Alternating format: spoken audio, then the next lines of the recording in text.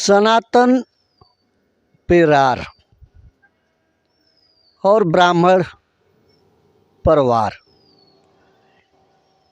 ये लगभग 1 वर्ष से कम समय में कहीं ना कहीं तेजी से बढ़ा है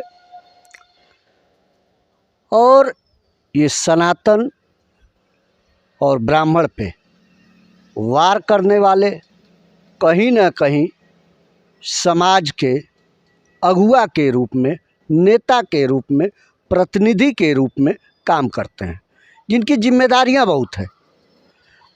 लेकिन ऐसे जिम्मेदार लोग ऐसी बातें बोल रहे हैं जिससे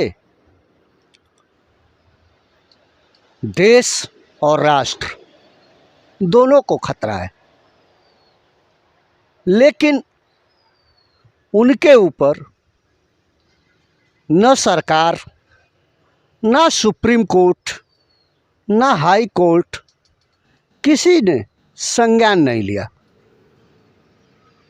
जहाँ तक सोचने का विषय है वह यह है कि आखिर क्या यह सरकार और विपक्ष दोनों की मिली हुई भगत है या योजना है जिसके वजह से कुछ लोग बोल रहे हैं। बात बोलने की है तो स्वामी प्रसाद मौर्य, चंद्रशेखर, पंकज सिंह और उदयनिधि स्टालिन, ये सारे लोग सनातन पे जो शब्द इस्तेमाल नहीं करना चाहिए किसी भी धर्म, किसी भी मजहब के लिए, वह सब कुछ वह बोल रहे हैं। निश्चित रूप से यह देश के लिए एक विकट परिस्थिति पैदा करने का कार्य हो रहा है। ऐसा ही एक कार्य एक पत्रकार द्वारा जब प्रश्न किया गया, जो सही भी है, कि उत्तर भारत के लोग जब अन्य राज्यों में उत्तर प्रदेश और बिहार के मजदूर जाते हैं तो वहाँ पे उनके साथ भेदभाव किया जाता है, मारपीट की जाती है, शोषण किया जाता है और उनको प्रताड़ित किया जाता है। और बिहार के मनीष कश्यप ने जब यह मामला उठाया और तमिलनाडु में उनके खिलाफ FIR दर्ज की गई और वो बिहार सरकार से, नीतीश जी से और तेजस्वी यादव से प्रश्न पूछ दिए कि आखिर हमारे लोगों के साथ जो यह व्यवहार किया जा रहा है वह क्यों किया जा रहा है। इसी के जुर्म में उनके खिलाफ देशद्रोह का मुकदमा पंजीकृत हो जाता है। यह सोचने वाली बात है कि इनसे सवाल न करे कोई, अगर सवाल करेगा तो देशद्रोह लग जाएगा। लेकिन ये जो बोल रहे हैं, क्या वह देशद्रोह नहीं है? इसे क्या कहते हैं?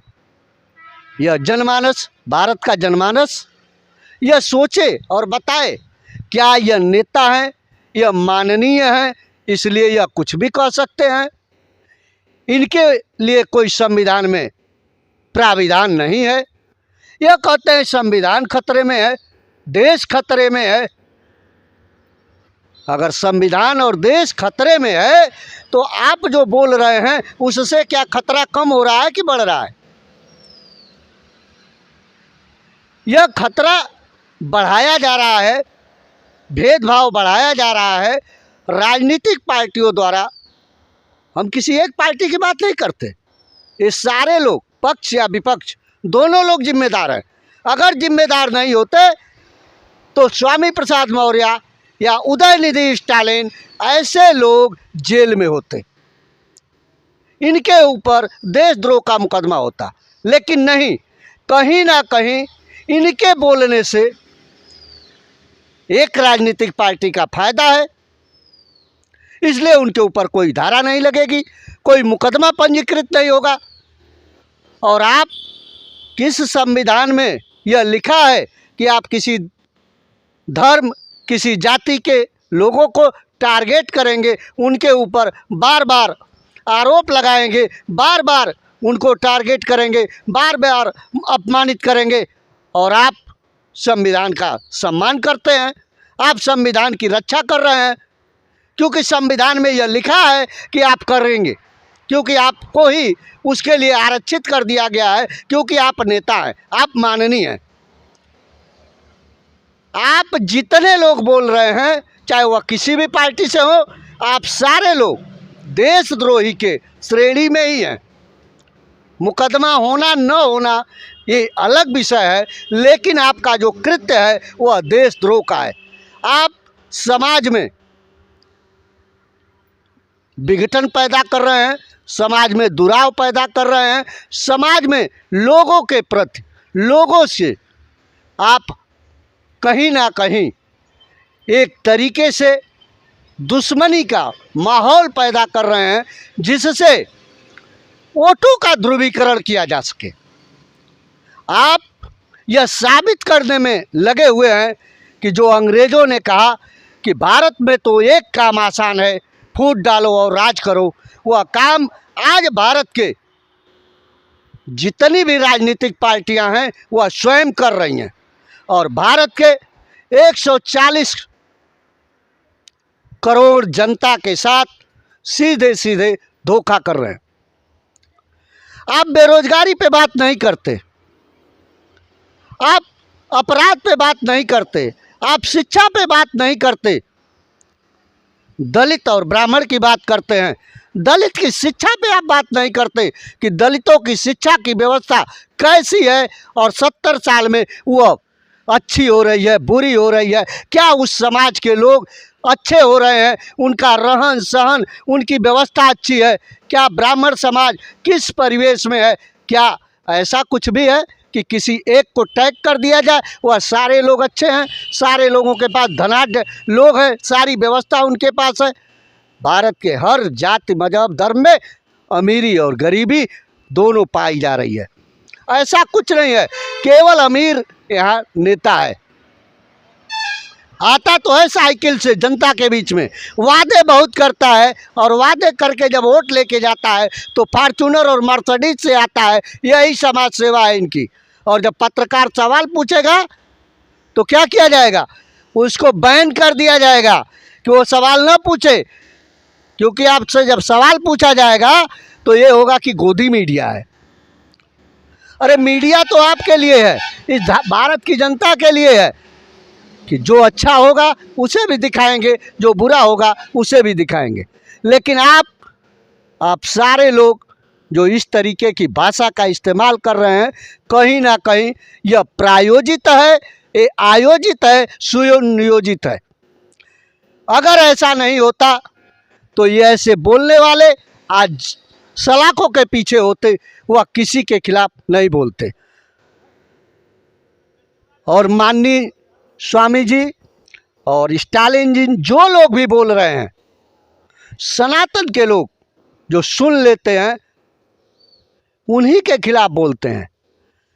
कुछ और मजहब हिंदुस्तान और दुनिया के कोने कोने में फैले हैं, जरा एक बार बोल दीजिए, आपके खिलाफ फतवा जारी हो जाएगा। आप इस बात को नहीं समझ पा रहे हैं कि आप जो बोल रहे हैं उसका रीजन क्या है। थोड़ा सा स्वामी प्रसाद मौर्य के बैकग्राउंड के रूप में जाना चाहता हूँ। स्वामी प्रसाद मौर्य आखिर ब्राह्मणों से क्यों चिढ़ गए? कहने में गुरेज नहीं है कि ब्राह्मणों से चिढ़ने का एक कारण साफ साफ दिखता है कि समाजवादी पार्टी के एक विधायक, जिससे यह हमेशा अपने पुत्र को जिता नहीं पाए, कहीं ना कहीं यह टीस इनके दिमाग में है। यह बात सूत्रों से हमेशा लगती है कि ये बात तो निश्चित है। और स्वामी जी जिस पार्टी पे आरोप लगाते हैं, दोनों का खेल देखिए, उसी में इनकी बेटी सांसद है, वह उसी में है और यह आरोप लगाते हैं। ये जब भाजपा में थे तो कोई आरोप नहीं लगाते थे, जब बसपा में थे तो आरोप लगाते हैं, जब समाजवादी पार्टी में आ जाते हैं तो आरोप लगाते हैं। अरे कोई गठबंधन संगठन तो बनाइए जो आरोप प्रत्यारोप करे। ऐसा कुछ नहीं है, यह केवल स्वामी प्रसाद मौर्य ऐसे लोग देश को बांटने के लिए यहाँ पे एक दूसरे के खिलाफ षड्यंत्र कर रहे हैं, और ऐसे लोगों के खिलाफ सरकार को संज्ञान लेना चाहिए। और मैं तो कहता हूँ कि जो पक्ष या विपक्ष है वह दोनों मिला हुआ है, इसलिए सुप्रीम कोर्ट के चीफ जस्टिस को ऐसे विषयों पर बोलने वालों के खिलाफ कड़ी से कड़ी कार्रवाई करने का स्वयं पावर है, उनको इसका संज्ञान लेना चाहिए। और ऐसे लोगों के खिलाफ जो किसी भी धर्म मजहब पे अभद्र भाषा का इस्तेमाल करते हैं, किसी जात के खिलाफ अगर बोलते हैं, तो राष्ट्रहित में, देश हित में उनके खिलाफ कार्रवाई करनी चाहिए। यह वीडियो आपको कैसी लगी यह हमें कमेंट करके बताइएगा, अधिक से अधिक लोगों तक शेयर करिएगा। देखते रहिए यस भारत न्यूज़। मैं संजय मिश्रा।